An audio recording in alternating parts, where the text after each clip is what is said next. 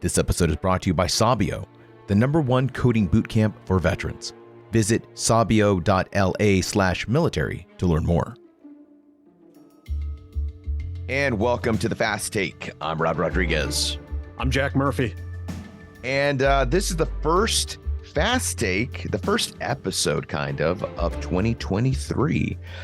Typically in podcast, in the biz, if you will. We don't tell you guys the dates because who knows when you're listening to this. You could be listening to this in February, October. You could be listening to this in 2025. Hopefully Jack and I are still employed and doing well. But it is 2023. It is the first week. It's the third, actually, the day that we're recording this.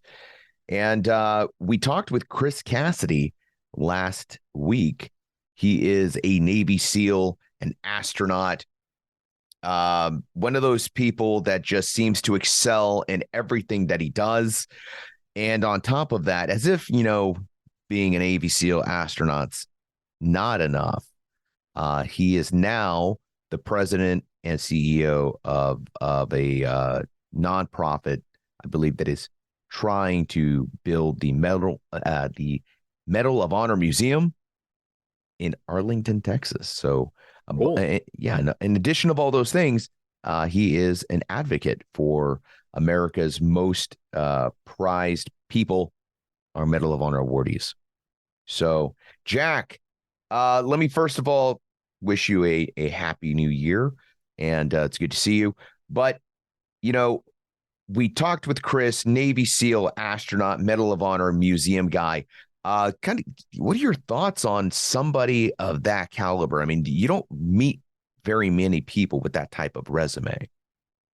No, not at all. I mean, there are, two Navy SEALs who became astronauts. And I met another guy, a really smart guy who was a SEAL, and he was going to school, and his ambition is to become an astronaut. So there's at least a third one out in the running out there somewhere.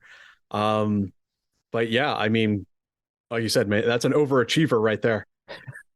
And so as a former Ranger Green Beret, have any of these types of opportunities ever crossed your mind? Like, doing something in addition to your regular service, like Jack Murphy, astronaut, like, I don't know. Do we put Green Berets and Rangers in space?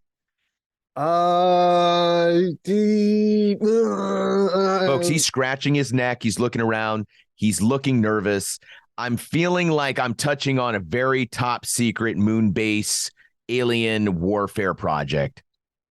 I mean, we all want to, if Rangers ever go into space, they'll be the door gunner on the space shuttle, right? I mean, we're not known for this. The first Article 15 in space. Yeah, exactly. Trouble in zero gravity. No, I never really considered it. I mean, maybe if I were smarter, if I had a higher IQ, maybe I would go into engineering or math or something like that. But being a person of just average intelligence, I ended up, a political science major, and social sciences and things like that. And, I don't know, maybe that's part of why I went in the direction I did in life. But I mean, no, I think it's great. I mean, we need more engineers. We need people. I mean, space is a huge, huge priority.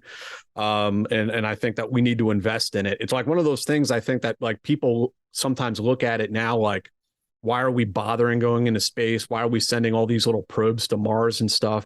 But it's like, those are the early upfront investments that we have to make as a species today, so that one day we can have, space stations, out in the middle of nowhere, and we're mining comets and we're colonizing Mars and stuff like that. Like, that's stuff that's like so far over the horizon, like me and you are never going to see it. But, future generation, we need to make the investment for future generations, so they can, profit from that.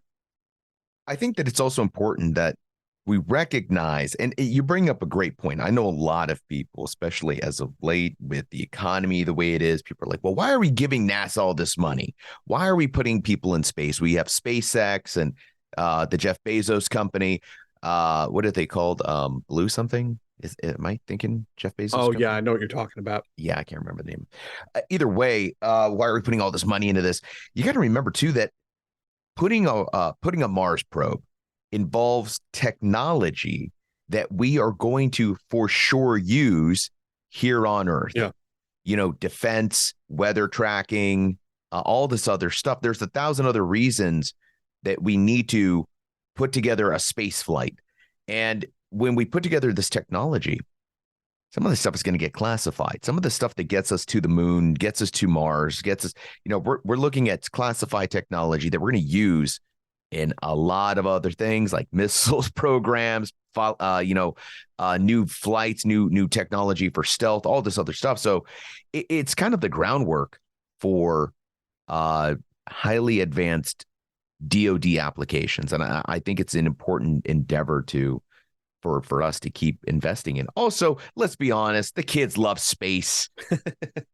The kids still love space. I went down to Cape Canaveral. I live here in Tampa, so I was in Cape Canaveral a couple of weeks ago. I'm not sure that Disneyland prices for tickets were, I'm not sure I got the return on those ticket prices, but it was a lot of fun. And it's a place where you got astronauts down there that will come and do public talks, and you can meet them and you can talk with somebody who's been in space. And it was kind of a treat for me, somebody who grew up wanting to be an astronaut like every other kid until he discovered I want to do other things. To talk with Chris about what's it like to be strapped to the pointy end of a rocket thrown into space. He tells a great story about what's it like to be under a lot of stress. And as a Navy SEAL, somebody who's been through BUD/S, he's definitely been through stress. And then you get attached to a rocket, thrown into space, and then you're watching a buddy, a colleague, drowning in his own helmet in 0 Gs with water, filling up fast. I mean, that's a level of stress that I don't think many of us can relate to. Well, I mean, I can't relate to that necessarily, but I mean, I imagine, when you're a SEAL or a diver, and you're under 100 feet of water at night, if you panic, you're going to die. That's all it comes down to, right? And I mean, it's the same in space, right? If you panic, you're done. It's over for you.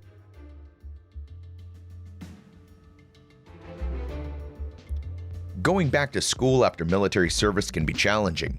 It can take years to get a college degree and find a new full-time job. That's why I want you to know about Sabio, the coding bootcamp and developer community that's helped so many veterans become successful software engineers. In just 17 weeks of remote learning, Sabio gives you the skills and real-life experience to start a high-paying tech job.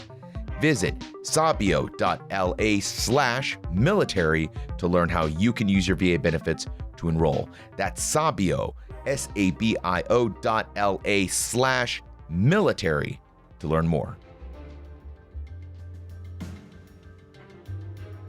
I was listening to another podcast that I highly recommend. It's if you like horror podcasts, go check out oh boy, now my brain just drew a blank. I was going to say Welcome to Night Vale, which is a really good podcast, by the way. The No Sleep podcast is a horror podcast. And one of the episodes that I was listening to while I was working out, they drop a little trivia, and I had to look it up. And it turns out that Big Bird, there was talks with NASA between the Sesame Street production people and NASA to put Big Bird on the Challenger. True story. The reason they didn't do it was because the costume was so bulky and big that they were like, nah, let's scrap this idea. We've got enough people. And it was Challenger was supposed to be kind of like the everyday person kind of goes into space. Couldn't they have just put Elmo up there?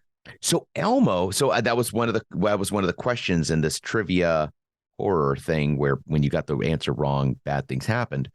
I thought the same thing, but it turns out that Elmo was not a very popular Sesame Street character until the Tickle Me Elmo craze. Really? Wow. That was his That was his own rocket to fame, was the Tickle Me Elmo. Grover would have also been an acceptable alternative, but I just think, how do you? I mean, the Challenger explosion was terrible. They had a teacher on board that was awful, but on top of it, you put there was a window there where we could have put Big Bird on the Challenger, and there's I mean, that's a hard thing to explain to children, like, oh, you know, of Big all Bird things, just went up in smoke. oh my God. But I mean, that's the reality of the, and I think what we're really talking about here is the risk that's involved. You take a risk when you go to Buds. You take a risk when you go to SFAS. Anybody that's been to SFAS, we just talked about this an episode before Chris Cassidy. We were talking about the standards at SFAS, still high, still a very tough course, and you're taking a risk going there to your body. I've heard of people going to Buds and developing hydrophobia because of all the water, and you're out there in the cold and the dark, you're getting water up your nose, into your body, in your mouth and all that stuff. I've heard people developing hydrophobia and having a real problem with water during and after Buds, which I could see that. Yeah, I could definitely empathize with that. I'm one of my fears is drowning. So I don't know how well I would do in simulated drowning experiences. So I have a little piece of trivia I wanted to bring up for you. So did you know that back in the 80s, the Pentagon had a parallel manned space program to NASA's? What? Yeah, it was an Air Force manned spaceflight engineer program. It had its own launch complex out in California, and it had 32 military astronauts. And I'm not sure if any of them actually went into space or not off the top of my head. I'd have to do some research on this, but they had a whole parallel Pentagon space program at one point. And not too many people know about it. It's kind of an obscure, I mean, a lot of it is declassified, but it's very obscure. Most people aren't aware of it at all. Jack and I, prior to recording this Fast Take, we had this, we normally do this. So before we do any recordings, we kind of like have a planning meeting, and we talk about the season. We talk about an episode. We do stuff like that. We're talking about topics and stories that we want to do this next season. And you just hit it on that. Like, what a cool interview that be. We got to find some of those guys and talk to them about what that program was like. I've made some inquiries in the past, and I'd have to push a little bit harder to find some of those people, but they're out there. They're still, some of them are still around. And I promise you, the TDY is still going to get screwed up.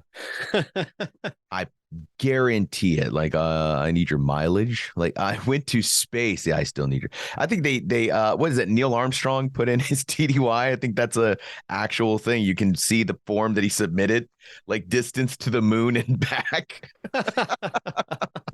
That's some great per diem right there. The mileage. All right, folks.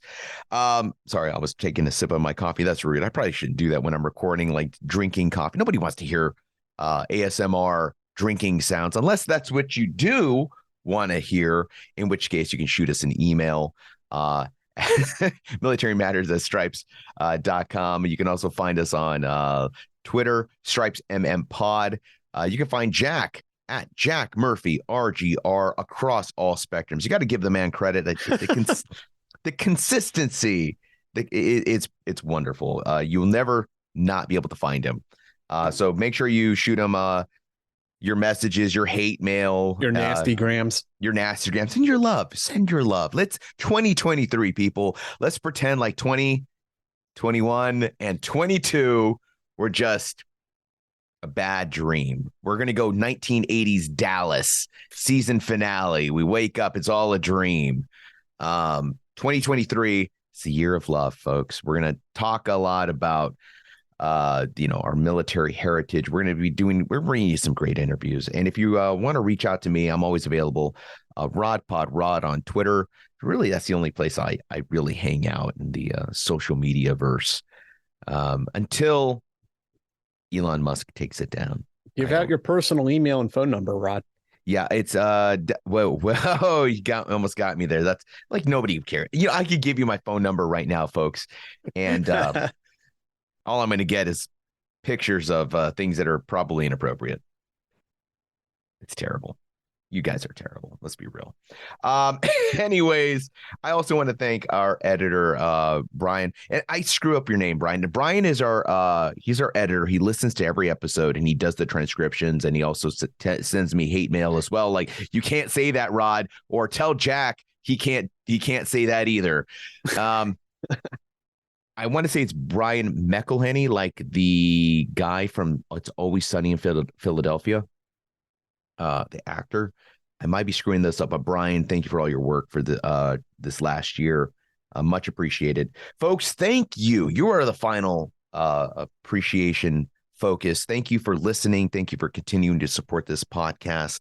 And Jack and I read the emails. We read your messages, the good and the bad. We are always interested in hearing what you guys want to listen to, what stories you want us to focus on. We've got some bangers lined up as we come around the home stretch for this particular season. So we're open to your suggestions, emails, and tips. I believe Jack has his own Atom mail. What is it? Proton mail. Oh, yeah. If you have any tips or whistleblowing, or you just really need to reach out to him and some secure conversation, Jack, where can folks reach out to you? You can. My Proton mail is Jack Murphy Reporter at protonmail.com. So if you want to slide into the DMs with some spicy content, that's probably the place to go. There you go, folks. Slide into his DMs. Like the kids say, no cap. Did I use that right? Did I use the cap right? Use cap? What do you mean? I don't know. No cap. I think kids say that, like no lie. Really? Yeah, that's like slang, man. Like, all right, I'm gonna have to put that into my repertoire. I'll try to work it in there. On God, no cap. Oh God, don't mind me, folks. I'm just gonna stay out here and do the little TikTok dance. All right, folks, that does it for me. I'm Rod Rodriguez. That was Jack Murphy, and this was our Fast Take. We'll see you at the next episode.